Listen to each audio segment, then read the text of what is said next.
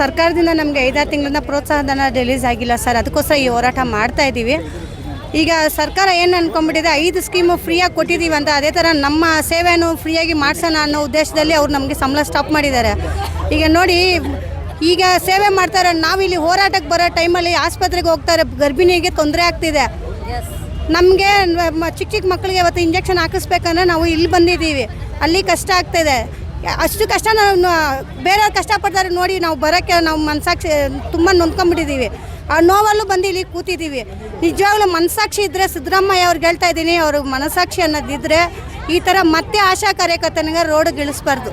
ಕಮ್ಮಿ ಸಂಬಳಕ್ಕೆ ನಾವು ಹೋರಾಟ ಮಾಡ್ತಾಯಿದ್ದೀವಿ. ಇದಕ್ಕಿಂತ ಒಂದು ನಾಚಿಕೆ ನಿಜವಾಗ್ಲೂ ಇಲ್ಲವೇ ಇಲ್ಲ.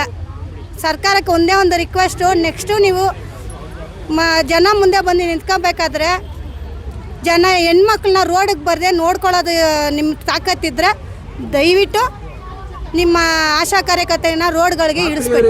ಎಲ್ಲ ಟೈಮಲ್ಲೂ ಆಶಾ ವರ್ಕರೇ ಬೇಕು. ಏನಕ್ಕೆ ಹೇಳಿ, ಯಾವುದೇ ಒಂದು ಪ್ರಾಬ್ಲಮ್ ಆಗಲಿ, ಏರಿಯಾದಲ್ಲಿ ಒಂದು ಕಾಯಿಲೆಗಳು ಸ್ಟಾರ್ಟ್ ಆಗಿದ ತಕ್ಷಣ ಆಶಾ ಕಾರ್ಯಕರ್ತರೇ ಮೇಯ್ನ್ ಆಗಬೇಕು.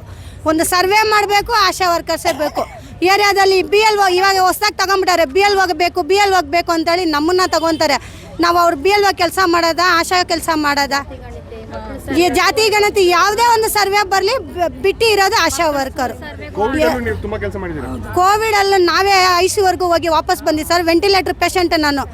ಆ ಟೈಮಲ್ಲಿ ಬೆಡ್ ನನಗೆ ಸಿಕ್ಕಿರಲಿಲ್ಲ. ಎಷ್ಟು ನೊಂದ್ಕೊಂಡು ವಾಪಸ್ ಬಂದಿದ್ದೀವಿ ಅಂದರೆ, ಆ ಟೈಮಲ್ಲಿ ಬೆಡ್ ಇಲ್ದಿರ ಎಷ್ಟು ಚಿಕ್ಕ ಹಾಸ್ಪಿಟ್ಲಲ್ಲಿ ಹೋಗಿ ಟ್ರೀಟ್ಮೆಂಟ್ಗೆ ಕೈ ಮುಗ್ದಿದ್ದೀವಿ ನಾವು.